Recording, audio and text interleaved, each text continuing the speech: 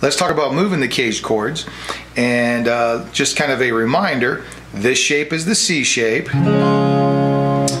this shape is the A shape, this is the G shape,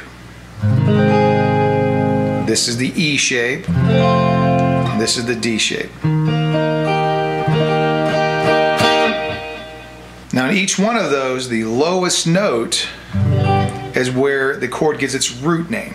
So here's the C chord. Alright, the lowest note we're supposed to be playing on that one is the 5th string. Alright, and that's a C.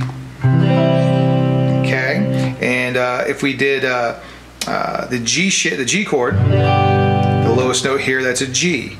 Okay, the A chord, the lowest note we're supposed to be playing on that one is the 5th string, that's an A. Okay, 5th string is an A. And then the E chord, the lowest note's the 6th string again, and that's an E. And then the D chord, the lowest note's the 4th string, and that one's a D.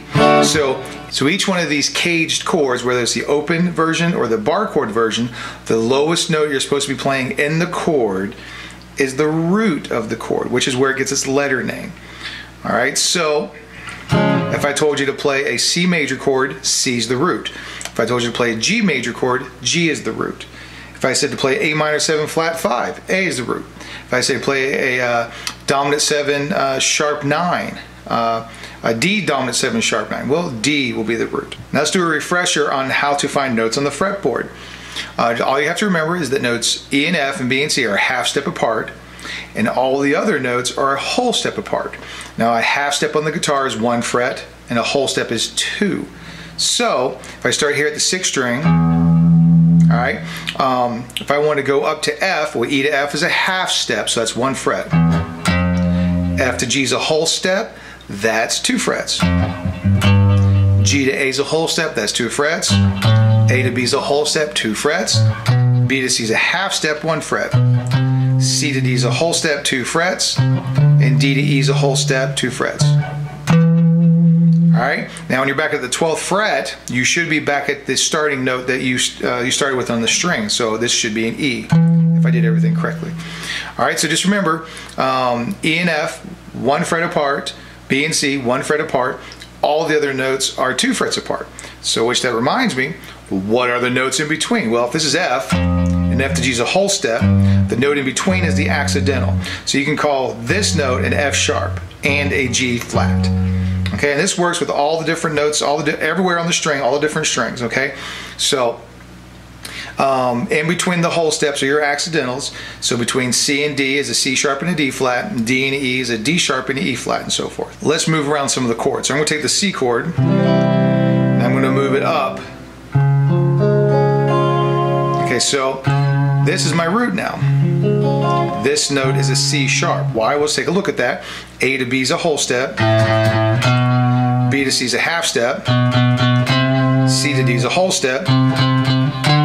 So we're in between C and D. So you can call this C sharp or D flat. So when we take this chord and we move it up 1 fret, where now the root is on C sharp, we call this a C sharp major chord. Now this is still the C shape, but we're now playing a C sharp chord. Now if we move it up, I'm now playing D because my pinky is on the D here on the 5th string, but even though it's a D chord, I'm still playing the C shape. No matter where I move this, it's always going to be the C shape. So now I'm up to the 7th fret with the C shape. Okay, my pinky is on the note E, so this is an E chord, but I'm using the C shape to play it. So let's try it again with the A chord. Okay, so A is our root. If I move this up, so now this is A chord and it's the A shape. So if I move it up, okay, now my first finger is on B, so this is a B chord, but it is the A shape. Okay, we'll move it up again. It's a C chord, still the A shape. Here's a C to D, because C to D is a whole step. Okay, once again, this is the A shape, but now we're playing the D chord. Okay, and now E, but still playing using the A shape. Okay, now we'll take a look at G. Now if I move it up 2 frets, the lowest note will be on the 5th fret on the 6th string, so it's an A. So this is an A chord, but I'm using a G shape. If I move it up to the 7th fret, this is a B chord, the letter B, note B, but it's still the G shape. C chord, but the G shape. D chord, but the G shape. So E chord and E shape down here, E chord and E shape. Move it up to here, still the E shape, but now we're playing F because this note is F. The lowest note is the root of the chord. Okay, so try to remember that. F, if I move it up 2 frets, now I'm on G, so this is a G chord. Okay, G to A to B, B chord. Okay, all the time I'm playing E shape, E shape, E shape, E shape, but the first note tells us the root name of the actual chord we're playing. Okay, and the D shape, moved up to here. So now my first finger is on an E on the 2nd fret and the 4th string. So this is the chord E, but I'm using the D shape. This would be F, still using the D shape. This would be G, once again still using the D shape. So the shapes keep their names, whether it's the C shape, the A shape, the G shape, the E shape, or the D shape. But what they change is their root for the actual chord you're supposed to be playing. Now know this is a cheating system. The other way to figure out the names of these notes is to be very familiar with all your major scales and how to build all your major chords. And that is good for you and you should do it, but that's going to take you a lot longer. For example, if I wanted to build a D chord, where that's the notes D, F sharp, and A. So first I'd have to find a D. Well, where's a D? So A, B, C, D. Now I need to find an F sharp. Okay, well D, E, here's an F sharp. All right, and now I need to find an A. So D, here's the D, here's the F sharp, so G, A. All right, so we have now D, F sharp, and A. Now I need another D. Oh, so in the end run, I get to the same chord, but I had to think a lot harder about it, and I had to know what built the chord D. Now a real good exercise is to start with one of the open chords, like the C chord, and this is the C shape as well, and you're going to go through the word caged. You're going to know it's always going to be the same order. So if you start with C, it'll be C, A, G, E, D. If you start with A, it'll be A, G, E, D, C. If you start with G, G, E, D, C, A. You start with E, E, D, C, A, G. You start with D, D, C, A, G.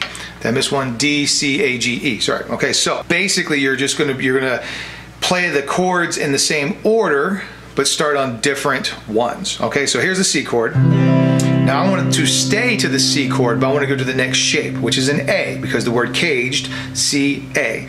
So here would be the A shape for the C chord. Next is the G shape, okay, so C, A, G. So I want to still play the C chord, so here's the C note, and here's the G shape for C. Now I want to play the E shape for the C chord, and now I want to play the D shape for the C chord. Let's go through the same process, but starting with A. I'm going to go to the G shape for A, the E shape for A, the D shape for A, the C shape for A, and back to the A shape for A. Now we're going to go to G. Okay, now we're going to go to the E shape for G, the D shape for G, the C shape for the G, the A shape for the G, and then back up to the G shape for the G. Okay, now we're going to go to the E shape. Here's the here's E. Okay. Now if we're going to go to the D shape for E, the E shape for E, I'm sorry, the C shape for E. Excuse me. The A shape for E, the G shape for E, the E shape for E. All the way back at the 12th fret. Okay, so the last one's D. So we go to the C shape for D, the A shape for D, the G shape for D, the E shape for D, and the D shape for D. Try getting through those as quickly as you can, just to make each of the chord shapes and how to move them really concrete in your head. So C, A,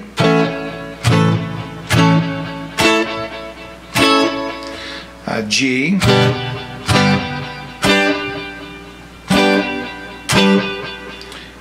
E,